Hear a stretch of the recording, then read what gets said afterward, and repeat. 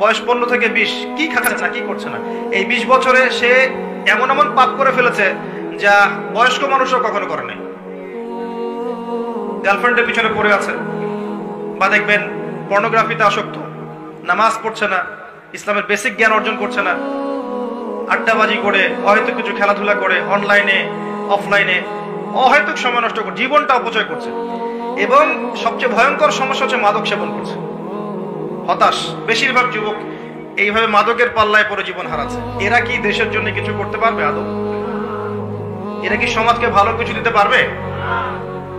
এখন এদেরকে ফিরানোর জন্য যদি আমরা বলি যে এদেরকে যদি নামাজি বানাই, কোরআন পড়াই, রাসূলের সুন্নাহ শেখাই, তারা ভালো হয়ে যাবে, ভালো পথে আসবে, তখন যদি কেউ বলে যে ওরা এই পথে আসলে মৌলবাদী হয়ে যাবে, সন্ত্রাসী হয়ে যাবে, জঙ্গি হয়ে যাবে, এদেরকে কি করা দরকার তখন? সেটা বলেন।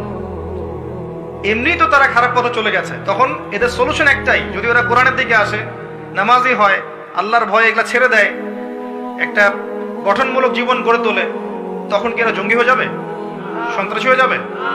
এরা কি জাতির জন্য ক্ষতিকর হবে?